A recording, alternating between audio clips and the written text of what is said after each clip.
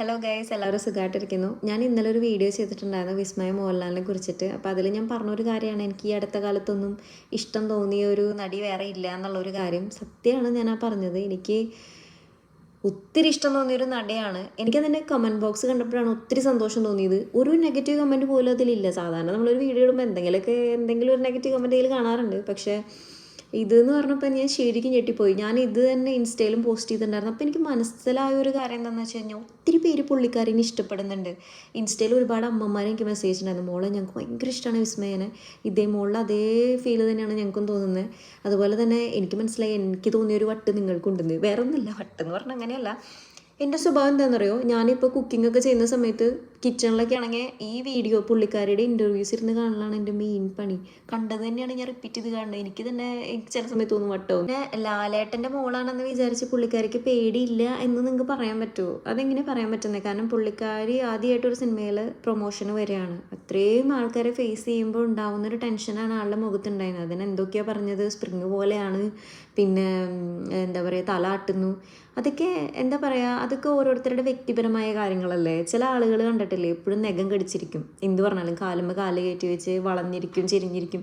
അങ്ങനെയൊന്നും അല്ലല്ലോ പുള്ളിക്കാരി. ഇത്തിരി നെർവസായി ആ ഒരു ചടങ്ങിൽ. അപ്പോൾ ഞാൻ ചാനലിൽ വർക്ക് ചെയ്തിരുന്ന ഒരാളാണ്. ആദ്യമായിട്ട് ക്യാമറയ്ക്ക് ഫേസ് ചെയ്യുമ്പോൾ നമ്മുടെ കയ്യും കാലും കിടന്ന് വിറയ്ക്കും. നമ്മുടെ മുഖത്ത് ചിലപ്പോൾ അത് വരില്ല, പക്ഷെ നമ്മുടെ ഉള്ളിൽ കിടന്ന് ഇടിക്കണ ഒരു ഇടുപ്പുണ്ടല്ലോ, നമുക്ക് തന്നെ അറിയുള്ളൂ. അത് തന്നെയാണ് പുള്ളിക്കാരിക്കും തോന്നിയത്.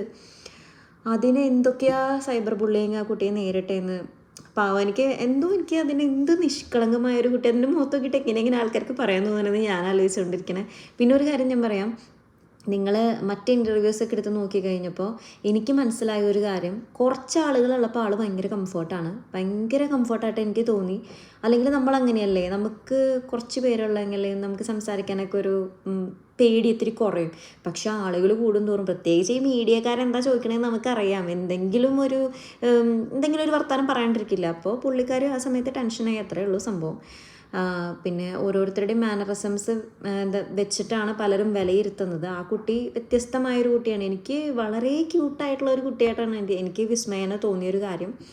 അപ്പോൾ എന്തായാലും കമൻറ്റ് ബോക്സിൽ എല്ലാവരും നല്ല രീതിയിലുള്ള പോസിറ്റീവ് കമൻറ്റ്സ് തന്നെയാണ് എനിക്ക് കിട്ടിയിട്ടുണ്ടായിരുന്നത്. അല്ലെങ്കിൽ എന്തെങ്കിലും ഒരു നെഗറ്റീവ് കമൻ്റ് അതിൽ കാണേണ്ടതാണ്. ഈവൻ ഇൻസ്റ്റയിൽ ഞാൻ പോസ്റ്റ് ചെയ്തപ്പോഴും ഇത് തന്നെയായിരുന്നു, സെയിം തന്നെയായിരുന്നു. അപ്പോൾ എന്തായാലും എന്നാലും ആ വീഡിയോ ഒറ്റയടിക്ക് നിങ്ങൾ സപ്പോർട്ട് ചെയ്ത് കേട്ടിട്ടുണ്ട്. അപ്പോൾ ഇനിയും എൻ്റെ ചാനൽ ആദ്യമായിട്ട് കാണുന്നവരാണെങ്കിൽ ചാനൽ ഒന്ന് സബ്സ്ക്രൈബ് ചെയ്യുക. അപ്പോൾ അത്രയേ ഉള്ളൂ. ഒരുപാട് നന്ദി. Love you all.